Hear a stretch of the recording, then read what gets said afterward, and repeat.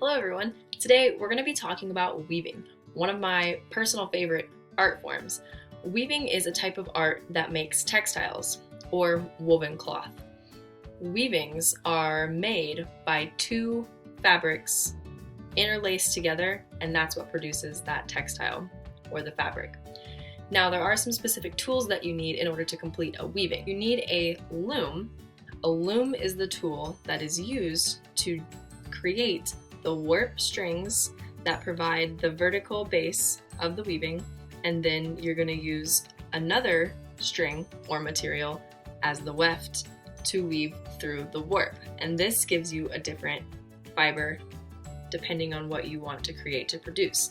For example, with a really large floor loom, you could create a woven blanket, and you can see how tightly the fibers are woven together. Or with this lap loom, you could create tapestries, wall hangings, and different pieces of textile art. And you can also make weavings with paper and cardboard. Now, today's weaving challenge is going to be one that's a little crazy, a little different, and you're going to be surprised that you have a very small and tiny loom in your home that you probably didn't know about. But believe it or not, you have one right in your home, and it's a fork. What? A fork? You probably think I'm crazy. However, the fork is going to act as the warp, and weaving through the fork with the items that I'm going to suggest to you today will be our weft, so that we can have our fabrics interlock and lace with the warp and the weft, just like when we're weaving on a regular loom. So I'm challenging you to find a fork, and we're going to be creating some very tiny weavings today. In order to do our weaving today, you're going to need to know the basic pattern of weaving, which is over and under, and then switching the pattern in the opposite way that we started. If you already know this, then what are you waiting for? Skip ahead and let's make some tiny weavings. If you don't know this, hang tight. I'm going to explain really quickly, and then we'll get started, and you'll also get to hear it and see it in action. On a loom, when the warp is prepared, the warp is the string that goes vertically, the weft goes horizontally. The weft follows the pattern of over and under, kind of like a roller coaster as it's going through the warp.